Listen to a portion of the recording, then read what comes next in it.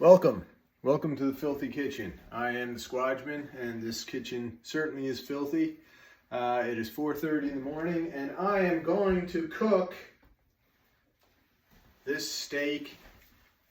Very special edition of Filthy Kitchen cooking. I'm cooking this steak in bacon grease. Yes. Ooh, it's going to be tasty. It's going to be fine.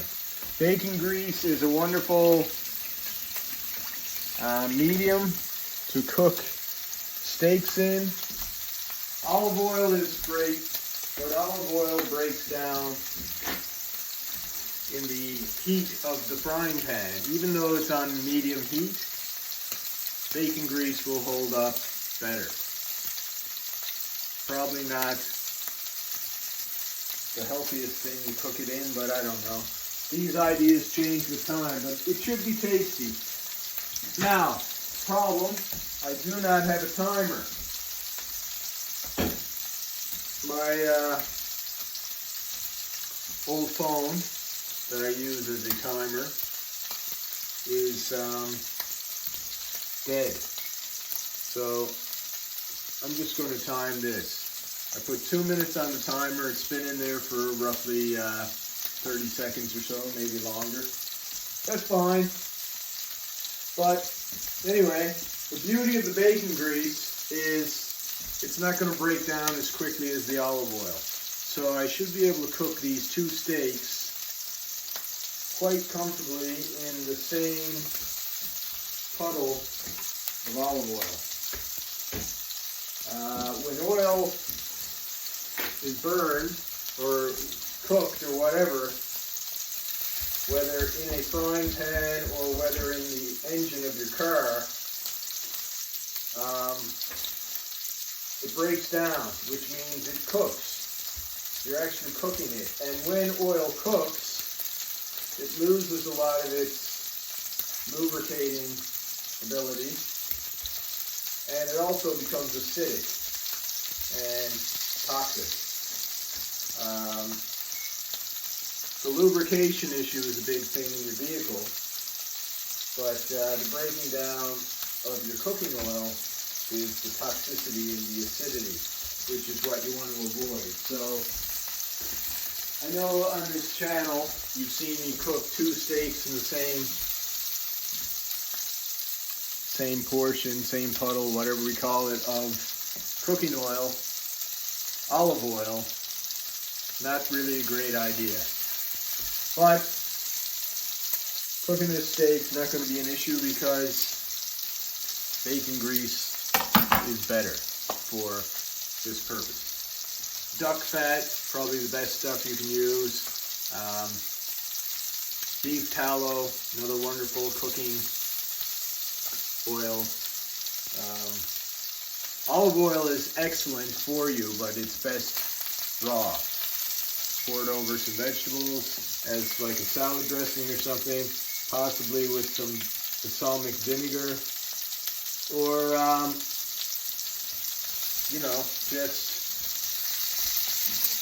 just on its own. Take a teaspoon of it, drink it. It's good.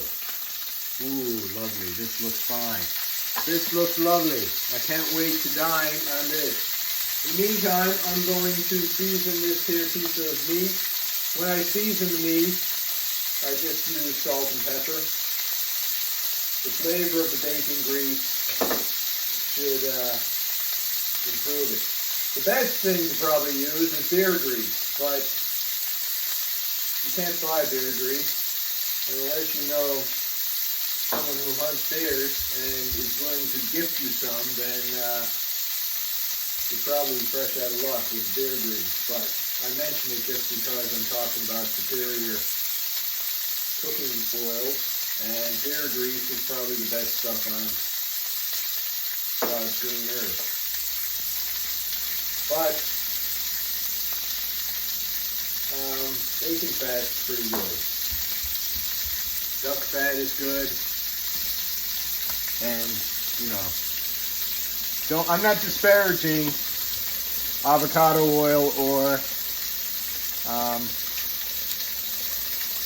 olive oil. I'm just saying that, not the best. And Stay away from things like canola oil. Canola oil is actually canned. The CAN of canola oil is Canada. O is oil, and CANOLA is low acid. Actually, canola oil means Canadian oil, low acid. It's actually rapeseed oil. But, of course, if it was called rapeseed oil, people wouldn't want to buy it. But you shouldn't put that stuff in your body anyway. That's more of a industrial lubricant. Along with grapeseed oil. Grapeseed oil is terrible too. Grapeseed oil makes a wonderful massage oil. It's great for lubricating screws and things like that, but I would keep it out of my body. Keep rapeseed oil, which is canola oil. Keep grapeseed oil out of your body. The only vegetable oils really that you should be eating are probably coconut oil, and I say probably, definitely olive oil and avocado oil. And there may be some others that I'm not aware of. But anyway, that's it. Ooh, this is ready.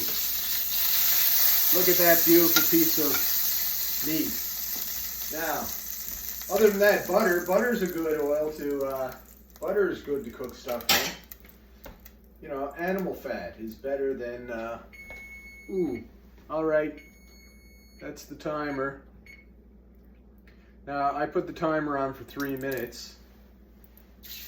I'm only cooking this for about 2 minutes, 45 seconds, or maybe even 2 minutes and 30 seconds. The heat's a little high. I'm going to turn it down. It was on 5. I'm going to put it on 4 for this second steak for 2 reasons. This steak is thinner than the first one. It's smaller. And the pan is a lot hotter now because it's been on for longer. And yeah, so I turned that down to 4. I'll cook this for about 2 minutes, 30 seconds aside. This one I cooked a little longer. It was thicker, it was bigger. I probably overcooked it a bit, but that's fine. I'm looking forward to tasting it. Now I'm just going to get some butter and put it on this steak while the steak is resting. So again, for those new to my channel, the resting steak, this period is extremely important. This steak is actually getting hotter as we speak. It's still cooking. And yeah, a problem with this steak now, if I were to cut this steak, I would lose most of the juice of the steak. And the reason is this steak is under very high pressure right now. Well, relatively high pressure. I don't know what very high pressure means. I guess from point of view of being a piece of meat, it's under very high pressure. And what that means is all of the water, as you know, you're roughly 70 to 80% water, depending on what statistics you read. Well, your muscle is about 70% water, give or take. So is the muscle of the animal we're eating here, 70% water. So when you heat up the steak or a hamburger or something like that, the water goes under very high pressure. A lot of it vaporizes and it's trying to force its way out. So that's why the steak is kind of turgid right now. So when you let the steak rest, the temperature goes down, the water vapor turns back into liquid water and goes back from whence it came and fills up all the gaps that it's trying to get out of now. It's just expanded, it's partially vaporized, it's under high pressure. As that cools down, it's going to go back where it was. And a very interesting thing about water that I'm sure you know, which is why life is possible on Earth, is water is very strange. There are very few compounds, chemical compounds on this planet that when they freeze, they expand. Most things, when they freeze, they get smaller. Water, due to the makeup of the water, how the chemicals work. Oh my, excuse me, timer. Water gets bigger when it freezes. due to how the molecules lock. And yeah, so when you freeze your steak, it expands. When the liquid water is in it, it's at rest. And when you cook it, the vapor expands as well. So whether it's very hot, it's expanded. Whether it's very cold, it's expanded. These steaks were frozen, so there's been a lot of expansion, contraction going on in this steak. Which, in one sense, it's not a bad thing because, you know, it partially will break up or stretch out that fascia and should make it a little easier to eat, but unless that fascia has ruptured, it probably won't make a huge difference. It's just like a balloon that you blow up multiple times. It loses some of its structural integrity, and it's called fatigue. The material gets fatigued that way. Anyway, I know I'm a nerd. What can I say? Waiting for the steak. I'm going to eat this bad boy now. I did lift some weights, very, very light and very few sets. It's my first time lifting weights in months, and it was arduous. Let me tell you, my shoulders are killing me. Very painful. Possible injury. I've been doing lots of boxing, not lifting weights. I don't want to injure myself, so I took it very, very easy, very light, with very few sets. And tomorrow I may do my shoulders, and I'm going to incorporate every second day, try my best to get some weightlifting in. Anyway, this steak is just about done.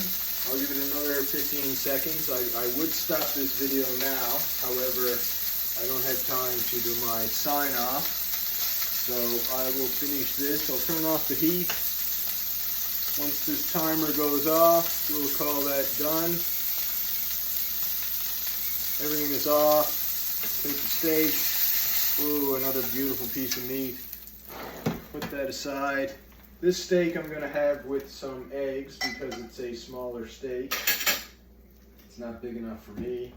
But before I worry about that, I'm going to put some of my butter on this lovely steak. That's a big piece of butter, probably too big, but that's it. It's on there now. And let's have a look at this other beautiful piece of meat. This is the one I'm going to be eating very soon.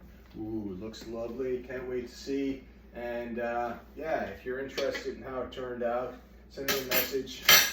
I will give you an update on that. And all this beautiful bacon grease now has served its purpose. I'll send it to, put it in the oil jar. As you know, this jar is almost full, so I will be sending it to the Prime Minister.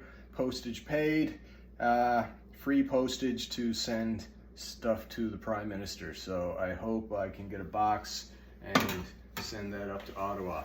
And yeah, our Prime Minister, J.W. Trudeau, I'm not sure what his middle name is, he can receive this and hopefully he'll be enjoying the fruits of my cooking.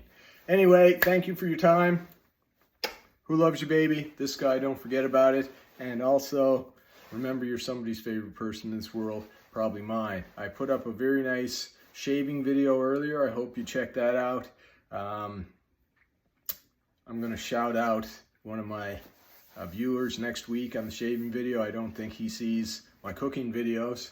So next week I will do that. And yeah, remember, going through tough times, we're going to be positive. We're going to try to think positive. We're going to endure with dignity, and we're going to be as patient as we possibly can. Let's hope these tough times don't last. Anyway, love you. Till next time, goodbye.